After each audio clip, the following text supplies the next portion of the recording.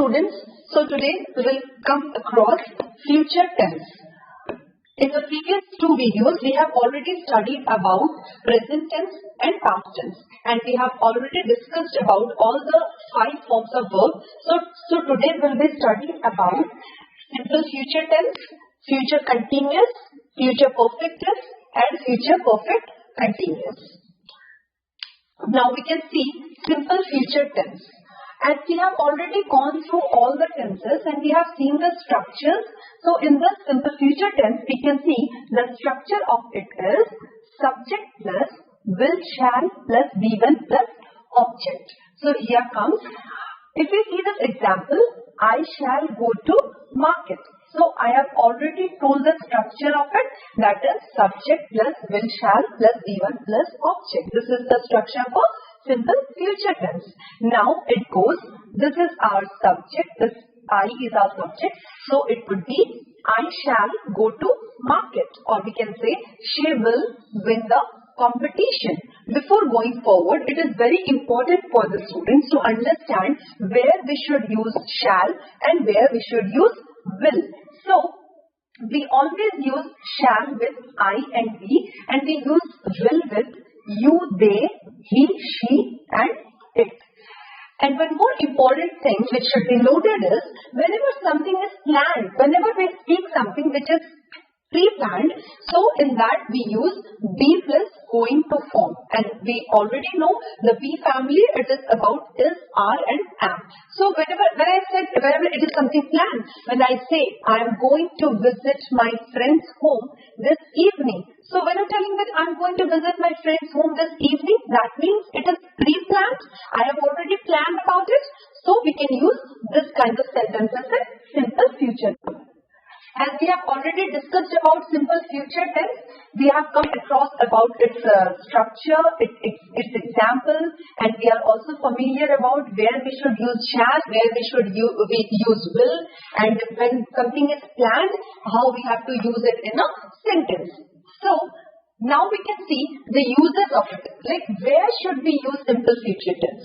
So for simple future tense, we can see to describe an action in the future.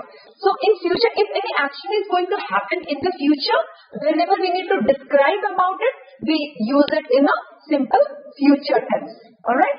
So when I say I shall write an essay, so when I'm telling the sentence, I shall write an essay. So what I'm doing, I'm describing about a fact which will happen in future. Alright. Or when I say, my mother will cook delicious food. So when I'm telling that my mother will cook delicious food, it means she has not cooked, she has not already cooked, or she is not cooking. What I'm saying is, my mother will cook delicious food. That means I'm talking about future. So it would be, my mother will cook delicious food. Now we can see we have several examples related to it of simple future tense. Like when I say, we will write English lessons in the evening. My dad will take us on a picnic. Several examples are given over here which comes under simple future tense.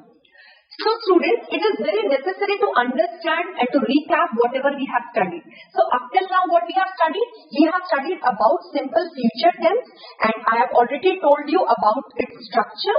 So its structure is subject plus will shall plus be-will plus object. And we have already known about where to use shall and where to use will. And when something is planned, we use this format. Alright. So, coming to the next, what we have discussed now, we have discussed about the uses of it. Where do we use simple future tense? So, we use simple future tense whenever we need to describe an action in the future. Whenever we describe any of the action which is going to happen in the future, we write it in a simple future tense. Alright. Example I have already given. My mother will cook delicious food. I shall write an essay. He will clean his living room on Monday. My teacher will teach English lessons. Next, now we will study about future continuous tense.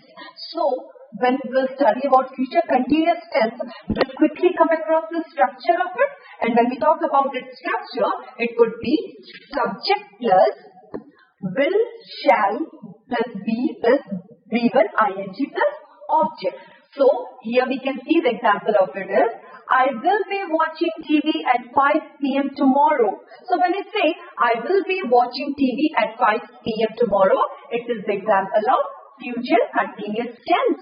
And we already know this comes under our subject, and this is, we have used will over here.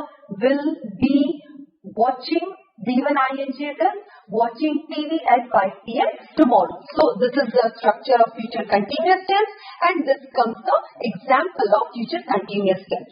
Now, when we talk about the uses of it, when we talk about the uses, like where we use future continuous tense. So, you see, one verb will interrupt with the other one. That means two verbs are going on simultaneously. So, what we are saying here, one verb will interrupt with the other one. That means two verbs are going on together. So, with the example of it, we see, I will be cooking when you arrive. So, two verbs are going on. The person is coming, the person is arriving, and the other person is cooking. So, it is said, I will be cooking when you arrive. Or we can say, we will be having dinner when the movie starts. So, two words are going on. What the two words is? The first word is, we will be having dinner when the movie starts. So, what is happening? Two words are interrupting each other. So, it comes under the uses of future continuous tense. Now comes our second use. When we talk about our second use, it is when two verbs are done at the same time. At the same time, two verbs are done together. So, with this example, it would be more clear. You can see, she will be watching movie and I will be cooking dinner. So, what is happening? Two verbs are being done at the same time. What are the verbs? The first verb is, she will be watching movie and I will be cooking dinner. So, what is happening here? Two verbs are done at the same time. So, it comes under uses of what? It comes under uses of future continuous tense. Now, the other example we see, when you arrive, I will be sitting in the park. So, what is happening? When you arrive, one person is coming and the other person, what is doing? The other person is already sitting in the park. That means these two works are being done together at the same point of time. Now, it is very important thing to mention, whenever we write this kind of sentences, what happens? The long action, it generally comes under future continuous tense, but the short action, it comes under simple present tense. Now comes, what is the long action and what is the short action? Like, for example, when I give you this example of, when you arrive, when I say, when you arrive, I will be sitting in the park. Alright? This example I had given you previously, where I say, when you arrive, I will be sitting in the park. So, when I say this example, when you arrive, I will be sitting in the park. So, what happens with this is, I've already discussed about this long action and short action. So, when I say, when you arrive, I will be sitting in the park. So, this comes under our short action. So, the short action would be included in simple present tense. And this sentence, I will be sitting in the park. So, it comes our long action. So, it will be, the sentence would be of future continuous tense. The short action would be of simple present tense and the long action would be of future continuous tense. And one more important thing which is very essential for us to understand is the common expressions. Whenever we write this kind of sentences, like whenever we write sentences of future continuous tense, we use like next time, at this time, tomorrow, next month, in the future. This kind of expressions we generally use. Now comes our future perfect tense. So when we talk about future perfect tense, we can see the structure of it. The structure is subject plus will shall plus have plus be3 plus object. So the example for it would be, I will have earned lots of money by next week. Alright, here also you can see the common expressions. The common expression says by the time, by June, by the end of this month. So this common expression we have used over here. So we can see the sentences, I will have earned lots of money by next week. Alright, so this is the example for future perfect tense. So now, when we talk about the uses of it, alright, whenever we talk about the uses of what? Uses of future perfect tense, where do we use it?